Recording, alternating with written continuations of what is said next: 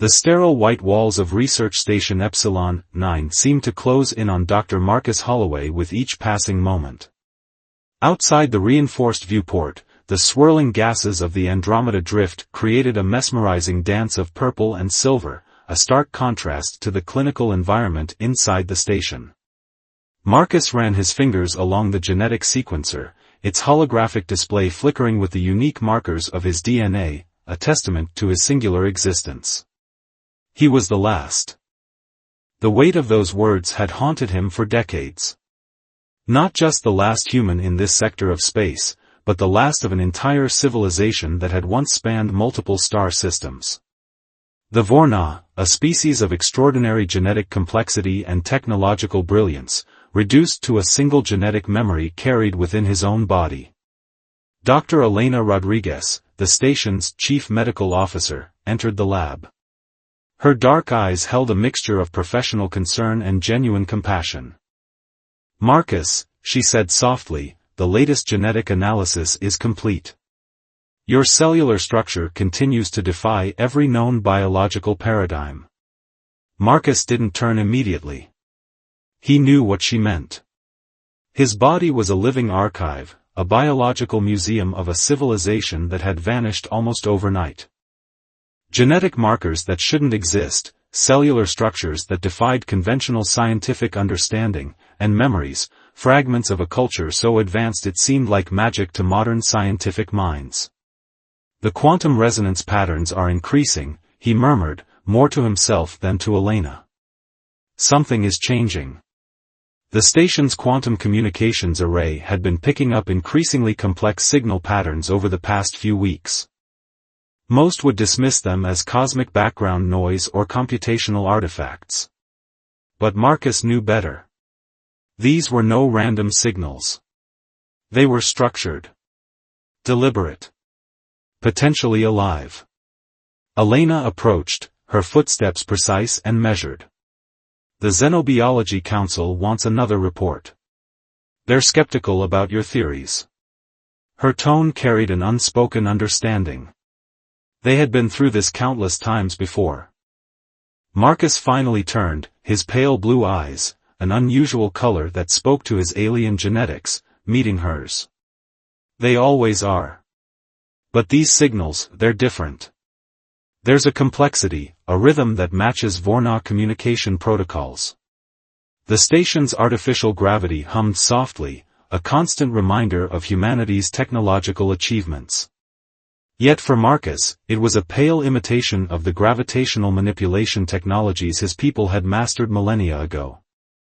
His workstation came alive with a sudden burst of activity. Quantum entanglement sensors began to oscillate wildly, creating intricate patterns that would look like chaos to an untrained eye. But to Marcus, they were a language, fragmented, but unmistakably familiar. "Elena, look," he said, his voice rising with an excitement he rarely allowed himself to feel. "The signal structure, it's not random. It's a genetic transmission."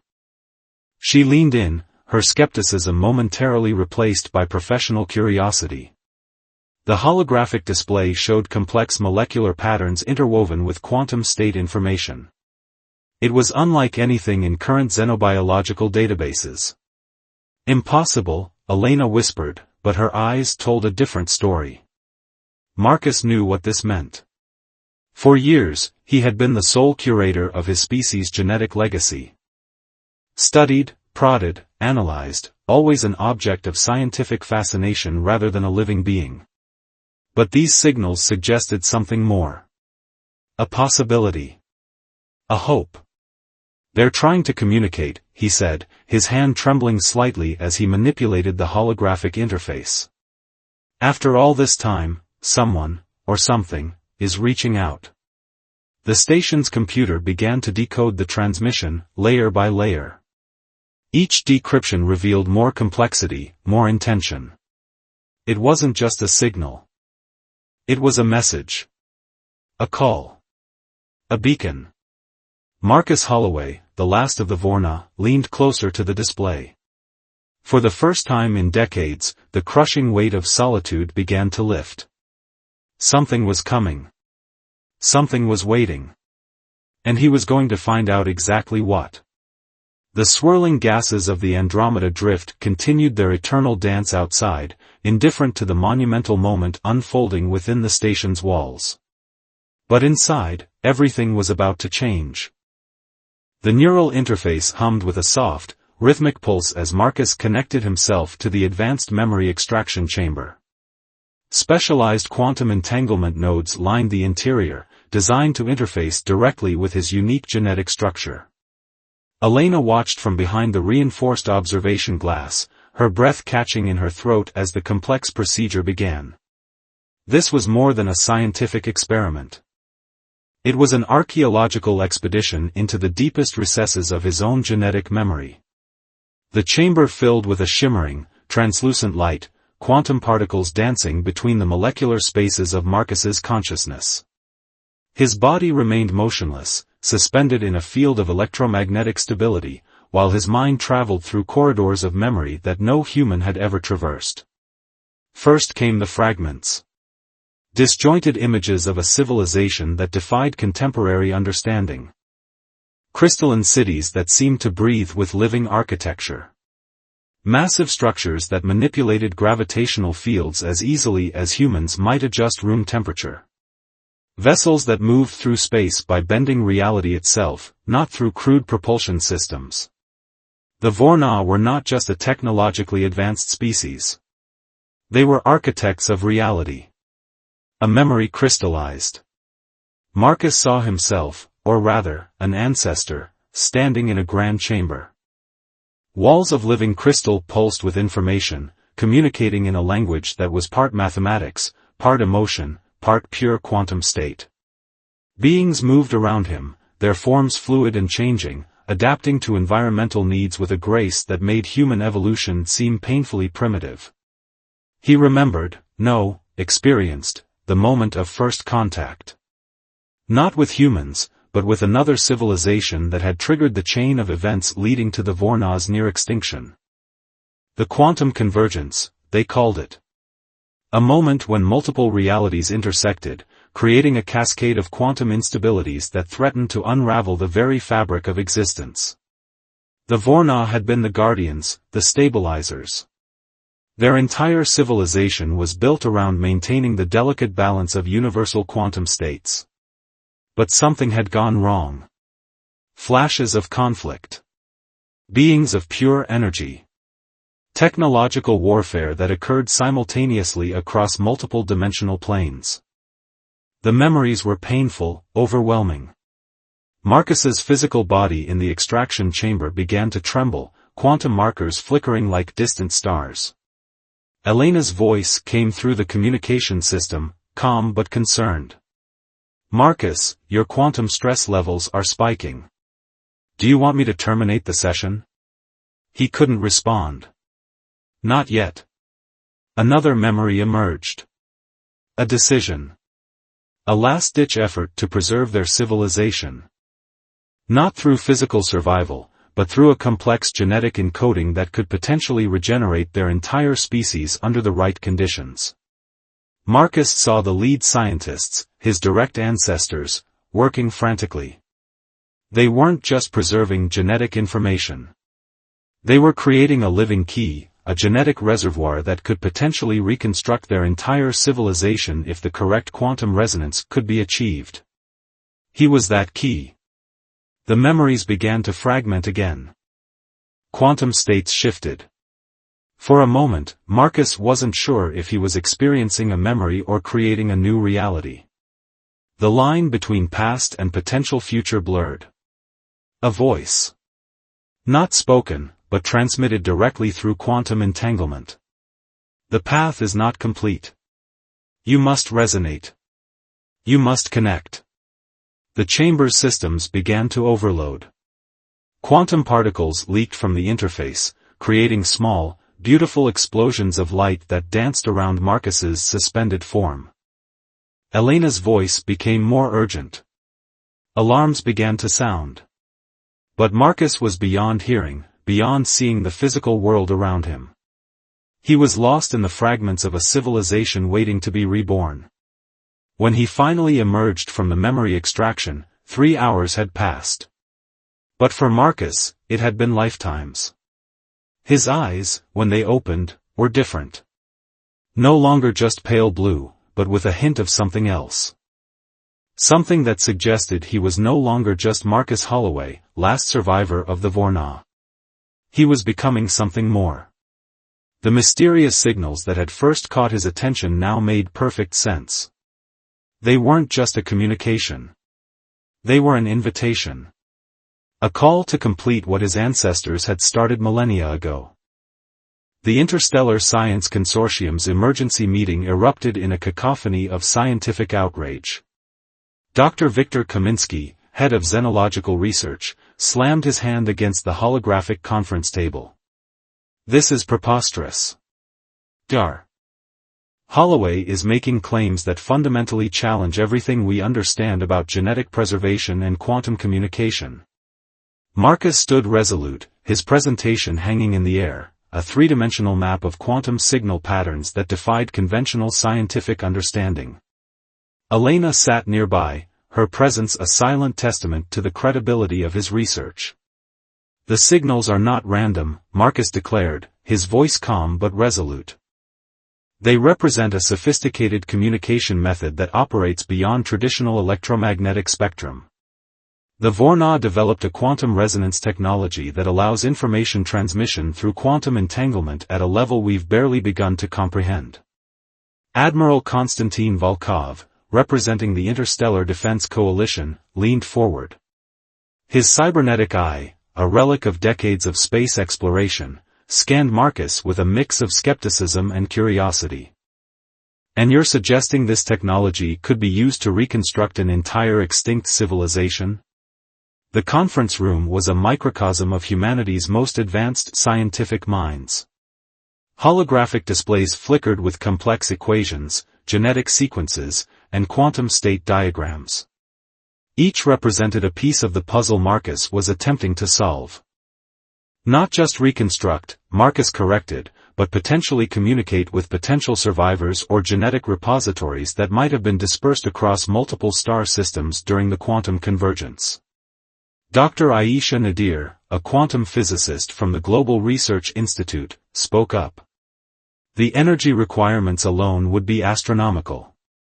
We're talking about a communication method that would require more energy than most star systems could generate. Marcus smiled, a rare occurrence that momentarily softened his usually intense demeanor. Not if you understand quantum cascading and dimensional resonance. The Vorna didn't just communicate. They manipulated the fundamental fabric of reality. He activated a more detailed holographic display. Intricate quantum patterns began to dance, showing how information could be transmitted through quantum states that existed simultaneously across multiple potential realities. The room fell silent. Behind the scenes, Elena worked furiously on a complex quantum communication array. What Marcus was proposing wasn't just theoretical. They were preparing to send the first targeted quantum communication based on the fragments of memory he had recovered. We need authorization, Admiral Volkov stated. If what you're suggesting is true, this could either be the greatest scientific breakthrough in human history or a catastrophic event that could destabilize known quantum communication protocols. Political complications were inevitable. The discovery of a potentially recoverable extinct civilization would reshape everything: scientific understanding, geopolitical dynamics, humanity's perception of its place in the universe. Marcus knew the stakes. Each quantum pulse they were preparing to send was a delicate dance of possibility. One wrong frequency, one miscalculated resonance, and they could lose the connection forever. We've identified a quantum signature, Elena announced, her voice cutting through the tension. It matches the fragmentary communication patterns in Marcus's genetic memory. We can send a targeted pulse that might, just might, trigger a response. The room held its collective breath. Viktor Kaminsky, still skeptical, muttered, "This is madness." But madness had always been the precursor to the greatest scientific discoveries. The quantum communication array began to charge. Quantum particles started to align, creating a communication pathway that existed in the liminal space between possibilities. Marcus placed his hand on the primary interface, his unique genetic structure serving as both the key and the message. Initiating quantum resonance, Elena said, her finger hovering over the activation sequence. For a moment, everything seemed to pause. The very fabric of reality seemed to hold its breath. And then, with a pulse of energy that defied conventional understanding, they sent the message. A call across the quantum void. A beacon of hope for a civilization thought lost forever. The response, when it came, would change everything. 43 days after the quantum transmission, everything changed. The first response came not as a signal, but as a physical manifestation that defied every known law of physics. Research Station Epsilon 9 trembled, not from external force, but from an internal quantum restructuring that seemed to bend the very fabric of spacetime. Marcus stood at the center of a quantum emergence chamber, a specialized containment area designed to handle extraordinary phenomena. Elena monitored the systems, her hands moving with practiced precision across holographic interfaces that flickered and warped with each passing moment. Quantum coherence is maintaining at 78.3%, she called out, her voice a mixture of scientific excitement and controlled tension. Marcus, the molecular reconstruction is unlike anything we've ever seen. The emergence began as a shimmering point of light, no larger than a pinhead, that slowly expanded. It wasn't a traditional materialization. Instead, it was more like reality was being knitted together, strand by quantum strand, creating something both familiar and utterly alien. First came the genetic markers. Strands of DNA that matched Marcus's own genetic structure began to coalesce, but with variations that suggested both preservation and evolution. Then came cellular structures that defied conventional biological understanding, cells that could simultaneously exist in multiple states, that could communicate and reorganize with a fluidity that made human biology seem primitive by comparison.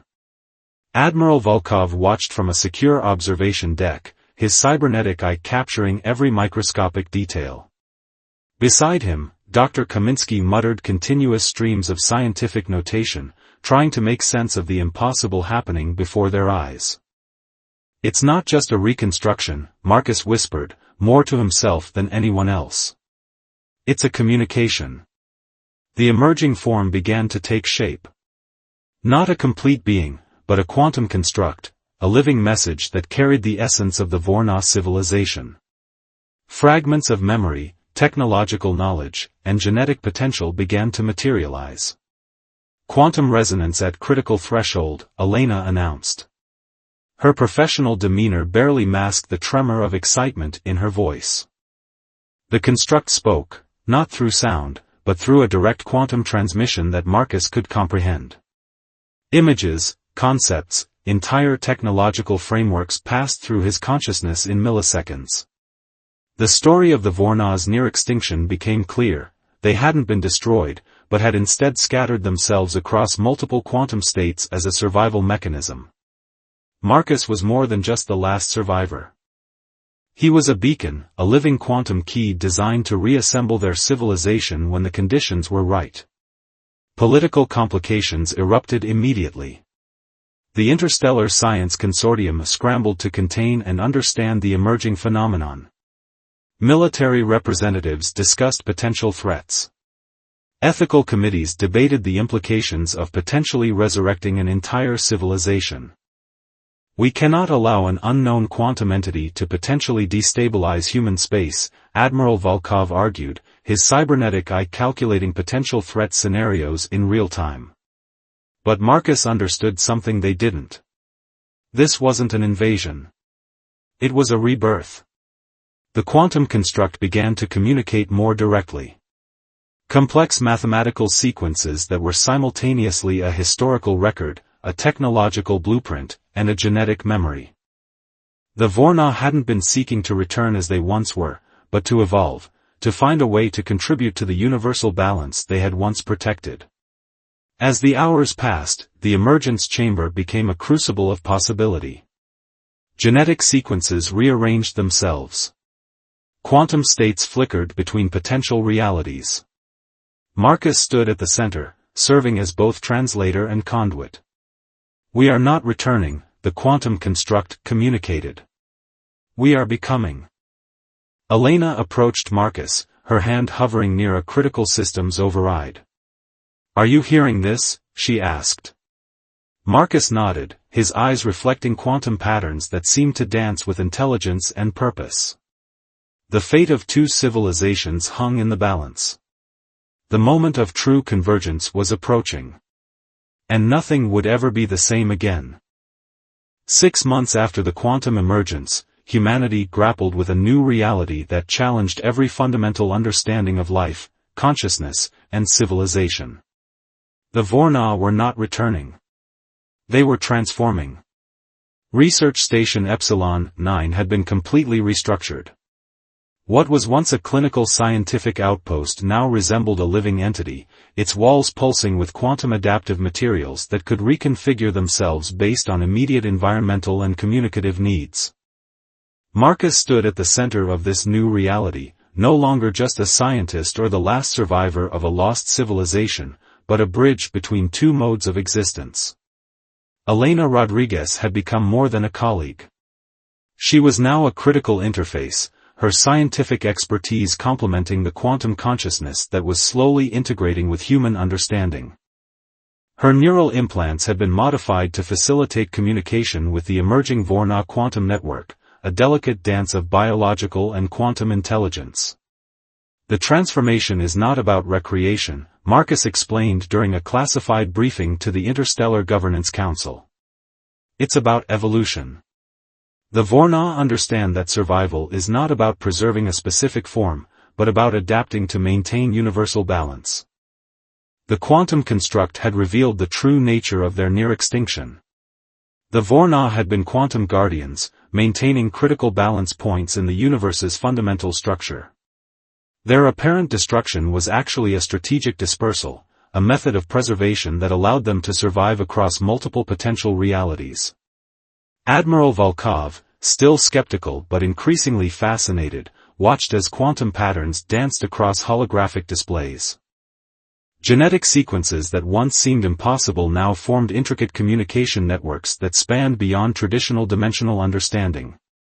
The ethical and philosophical implications were staggering.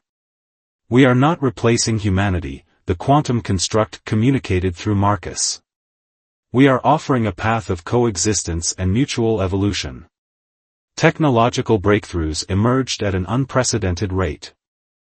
Quantum communication systems that could transmit information across vast distances instantaneously. Adaptive medical technologies that could restructure cellular damage at the quantum level. Environmental stabilization methods that could repair ecological damage with unprecedented precision. But the true marvel was the method of integration. Rather than a sudden invasion or replacement, the Vorna proposed a gradual symbiosis. Quantum neural networks would be developed that could allow willing humans to interface with their collective consciousness. Not a loss of individual identity, but an expansion of understanding. "Imagine knowing the universe not just as an external observation," Marcus would explain, "but as a living, breathing interconnected system that you can directly comprehend." The first volunteers were a mix of scientists, philosophers, and explorers, individuals who understood that the greatest discoveries often require the greatest leaps of faith. Elena was among the first. Her neural interfaces began to resonate with the quantum network, creating a bridge of understanding that went beyond traditional communication. She could feel the universe breathing, see the intricate quantum connections that bound reality together. Not everyone welcomed this transformation. Political factions emerged, some viewing the Vorna as a potential threat, others as a miraculous opportunity. Debates raged in scientific forums, governance councils, and public platforms. But the Vorna were patient. They had waited millennia. A few human generations were nothing in their perspective. On the final day of the 6th month, something remarkable happened. The quantum construct that had emerged in the research station began to disperse, not in destruction, but in distribution. Quantum information spread across human technological networks, not as an invasion, but as an invitation. Marcus looked at Elena, their eyes reflecting the same understanding. They were no longer just preserving a lost civilization. They were midwifing a new form of existence. "We are becoming," Marcus whispered, echoing the quantum construct's earlier communication. And in that moment, the universe seemed to take a collective breath, waiting, watching, transforming. The last of the Vorna was no longer alone. And humanity would never be the same again.